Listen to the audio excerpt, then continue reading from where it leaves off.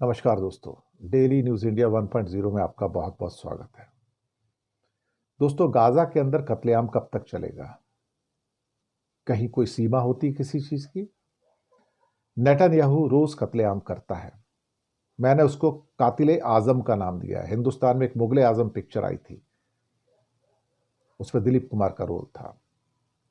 लेकिन ये नेतन्याहू कातिले आजम है। रोज कत्ल करता है, रोज उठता है, रोज बमबारी करता है, रोज मासूमों की क्या कहते हैं कि मौत का जिम्मेदार बनता है।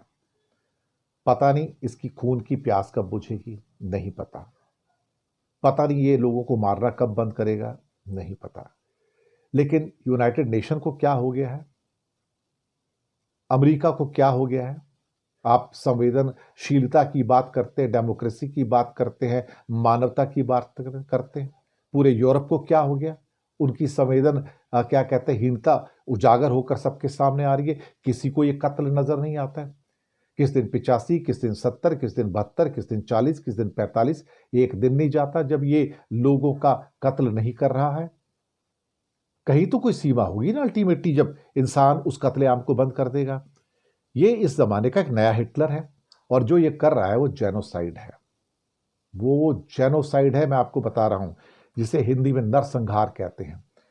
अगर आप इस किस्म की चीजें करते रहेंगे तो उसके बाद भी अगर दुनिया कहती कि ये ठीक है, ये न्यू नॉर्मल है, तो कत्लेआम न्यू नॉर्मल नहीं हो सकता। कत्लेआम न्यू नॉर्मल नहीं हो सकता।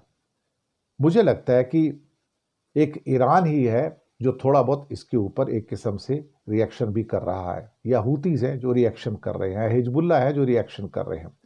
भारत ने तो रिएक्शन करना छोड़ दिया है। भारत को कुछ लेना देना नहीं है गाजा से, भारत को पैलेस्टीनियन से कुछ लेना देना नहीं है। बल्कि भारत उस चीज को भी भूल चुका है जिसको वो कहते थे कि हमारी टू नेशन थ्योरी है, और पैलेस्टीनियन को उनको अपनी सरकार बनाने का एक्चुअली अधिकार है। अब हर चीज का एक कॉन्सिक्वेंस तो होता है साहब, एक परिणाम तो होता है। मैं ये तो मान के चलता हूं कि अगर आज आप दुनिया का कत्ल कर रहे हैं, आज आप मासूमों का कत्ल कर रहे हैं, तो यकीन मानिएगा आपने भी अपनी कब्र खोद ली है। वो दिन दूर नहीं है जब आप भी उस कब्र में गिर जाओगे, और कोई ना कोई आपको भी मार के चला जाएगा।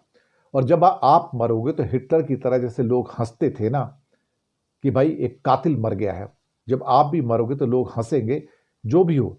लेकिन मैं तो उसको कातिल आजम ही कहूंगा, और उसके मरने पे दुनिया में किसी को अफसोस नहीं होगा, बल्कि लोग कहेंगे नरसंहार करने वाला एक व्यक्ति मर गया जो कातिल आजम था।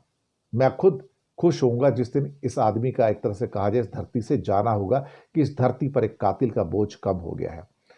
शायद बहुत सारे चैनल ये शब्द यूज करने को बुरा मानेंगे, लेकिन मेरी नज़र में आज की डेट में इजराइल एक ऐसे देश के रूप में उभर के आया है जिसे ना तो मानव संवेदनाओं की कोई होश है, ना ही किसी किस्म की ह्यूमैनिटी की कोई कद्र है।